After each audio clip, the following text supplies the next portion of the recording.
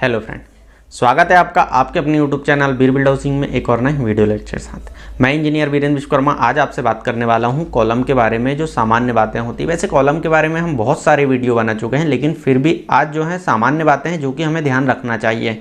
और बहुत सारे लोग इनमें गलतियाँ कर देते हैं और कॉलम को नुकसान यानी कि पूरे घर को खतरा, ये चीज़ आप बिल्कुल समझ लीजिए। तो हम सीधा वीडियो में चलेंगे, समझेंगे सामान्य बात। उससे पहले आपसे एक छोटी सी रिक्वेस्ट है, अगर आपने अभी तक चैनल सब्सक्राइब नहीं किया तो चैनल को सब्सक्राइब करके बेल आइकन जरूर प्रेस कर ले। साथ ही साथ हाउस प्लानिंग का चैनल स्टार्ट हो चुका है, लिंक आपको डिस्क्रिप्शन में मिलेगी, जाएं और उसे भी सब्सक्राइब करें। फ्रेंड्स, हम बात करते हैं कॉलम अगर आप बनाते हैं तो कॉलम, अगर मैं एक जो हम स्टडी करते हैं उस समय की बात करूँ तो कॉलम को हम 2 टाइप या 3 टाइप से करते हैं कि ये 2 या 3 तरह के होते हैं इनके टाइप्स।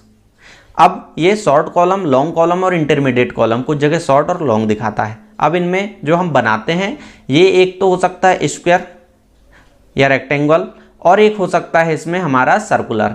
अब ये जो 2 कॉलम होते हैं यानी कि चौकोर कह सकते हैं आप इसको, और एक गोल।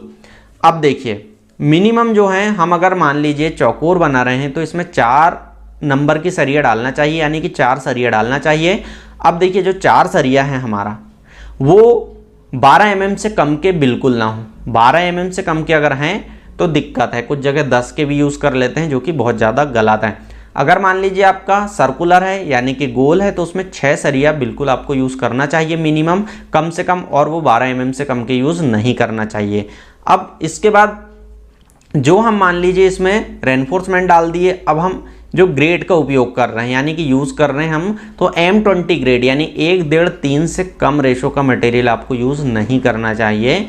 ये गलत होता है, हम अगर कुछ जगह करते भी हैं तो भी आपको नहीं करना चाहिए। इसके बाद अगर मान लीजिए हम पोरिंग कर रहे हैं यानी कि कंक्रीट हम डाल रहे हैं और 3 फीट से ऊपर की हाइट से डाल रहे हैं, तो आप एक लोहे की चादर वगैरह लगा सकते हैं जिससे कि वो चले जाए नीचे और आपकी दिक्कत ना आए।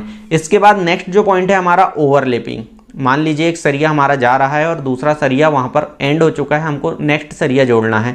तो हम जब दूसरा सरिया वहाँ पर जोड़ते हैं तो क्या करना चाहिए हमें कि कम से कम 50 गुना उसके सरिया के साइज जो या फिर डाया का 50 टाइम्स हम लेना चाहिए।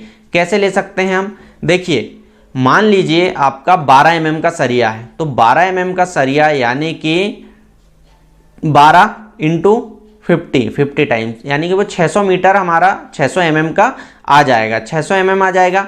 अब इसके बाद जो सेकंड है ये होता है हमारा कि हम जब मान लीजिए उसको लगा दिए हैं, कॉलम हमारा बन चुका है, तो इसको हमें क्या करना है?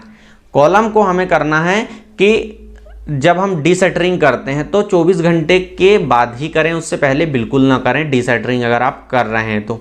इसके बाद नेक्स्ट और लास्ट पॉइंट ये है कि अगर आप उसकी क्यूरिंग कर रहे हैं तो उसकी क्यूरिंग आप चारों तरफ से कवर कर दें, और कवर करने के बाद एक चीज़ ध्यान रखें कि उस पर बोरे वगैरह या फिर हेसन क्लॉक जो भी आता है आपको, उससे आप कवर कर दें और जिससे क्यूरिंग हो और सही तरीके से हो जाए क्यूरिंग। फ्रेंड्स, ये कुछ जानकारी है, शायद आपके लिए ये इम्पोर्टेंट हो और आपके लिए हेल्पफुल हो। अगर वीडियो आपके लिए हेल्पफुल है तो वीडियो को लाइक करना बिल्कुल ना भूलें और चैनल को सब्सक्राइब करके बेल आइकन प्रेस कर लीजिए। मिलते हैं नेक्स्ट वीडियो में किसी नए टॉपिक के साथ, तब तक के लिए थैंक यू।